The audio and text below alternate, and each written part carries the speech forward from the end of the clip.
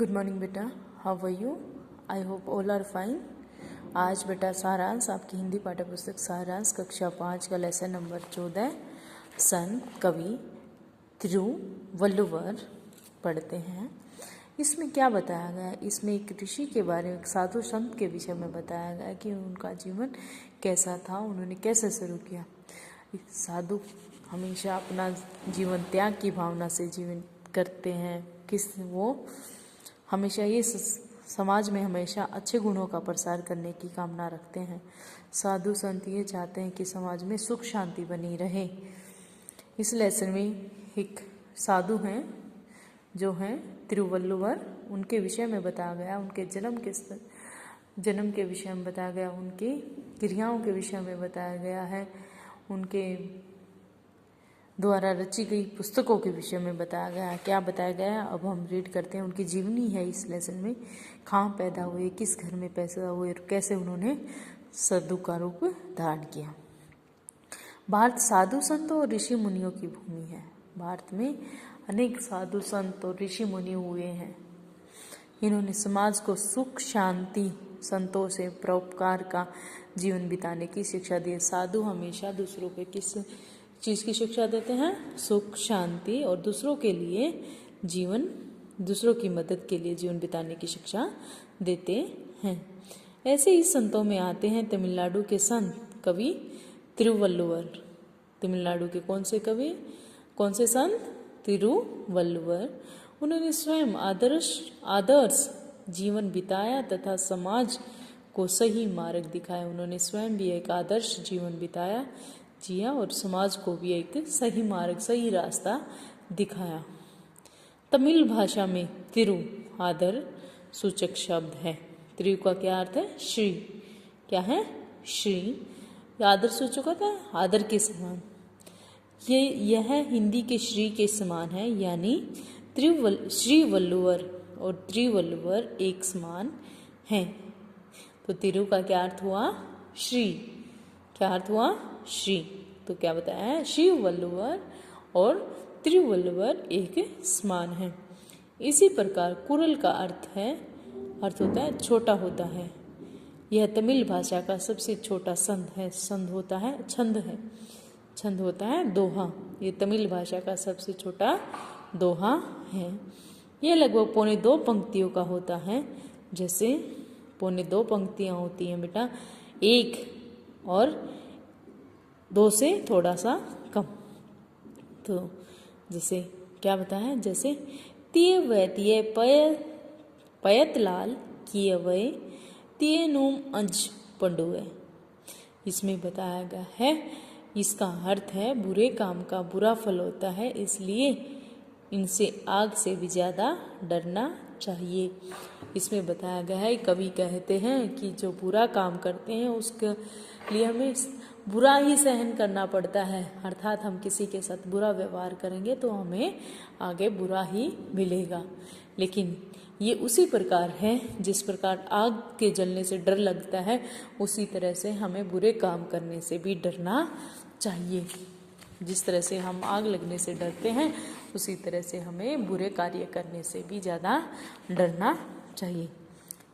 तिरुवल्लुवर के जीवन काल के बारे में कुछ पक्के तौर पर तो नहीं कहा जा सकता, पर उनका समय ईसा की पहली या दूसरी शताब्दी रहा होगा। ऐसा कहा जाता है कि वे मैलापुर गांव के एक जुलाहे थे। कहाँ के? मैलापुर गांव के एक जुलाहे थे। तिरुवल्लुवर के पिता का नाम भगवन और माता का नाम आदि था। वे दोनों घूमते रहते थे। उनके नवजात शिशु का पालन पोषण वल्लुव जुलाया है, जो वल्लुव जुलाया जाति की एक दयालु स्त्री ने किया। वह स्त्री निसंतान थी। निसंतान जिसके कोई बच्चे नहीं थे, उसने इनका लालन पोषण किया। वल्लुव के यहाँ पालन पोषण के कारण बालक का नाम वल्लुवर पड़ा। जुलाहे के घर में जो इनका पालन पोषण हुआ, तो इसी वजह से इनका नाम वल्लुवर पड़ा।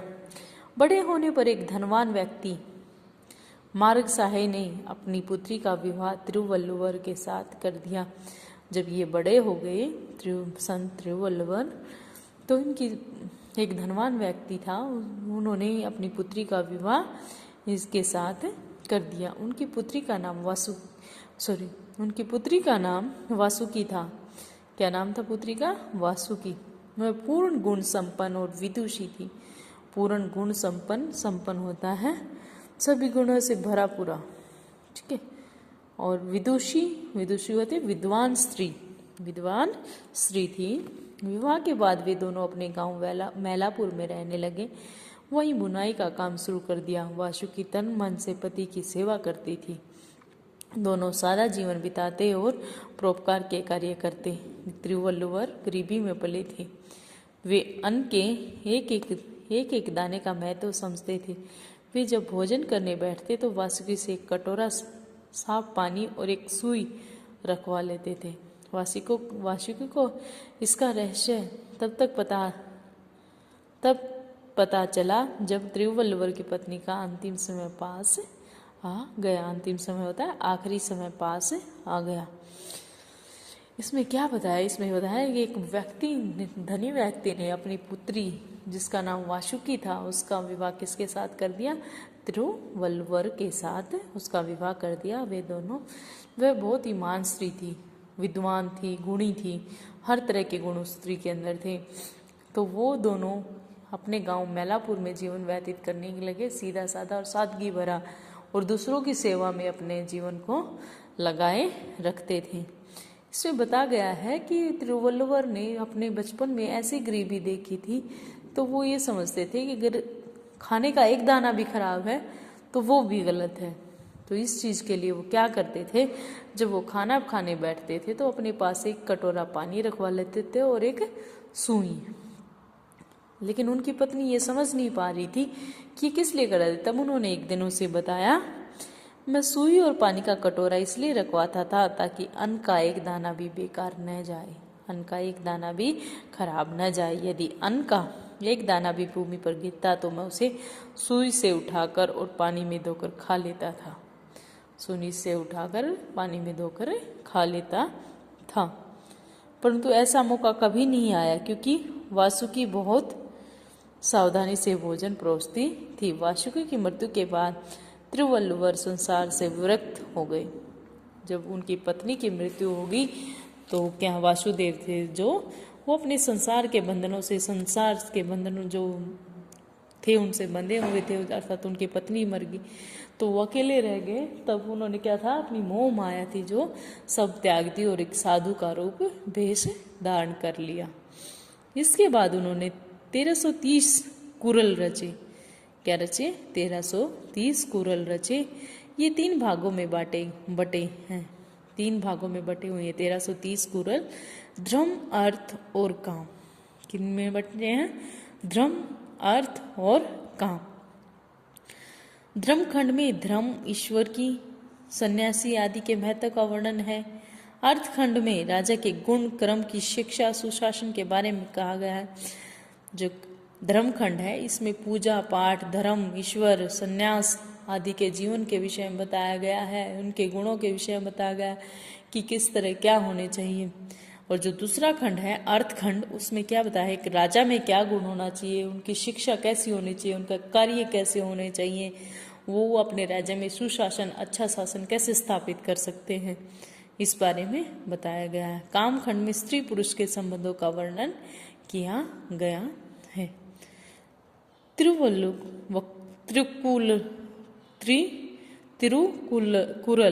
को तमिल भाषा का वेद माना जाता है। इसको किस भाषा का? तमिल भाषा का एक वेद माना जाता है जो इनके द्वारा रचा गया है। इनका अनुवाद हिंदी, उर्दू, संस्कृत, तेलुगु, मलयालम, मराठी आदि भाषाओं में भी हुआ है। कुछ कुरलों के भावार्थ नीचे दिए जा रहे हैं। वंशी मधुर है, वाणी मधुर है, ऐसा वही कहते हैं जिन्होंने अपने शिशु की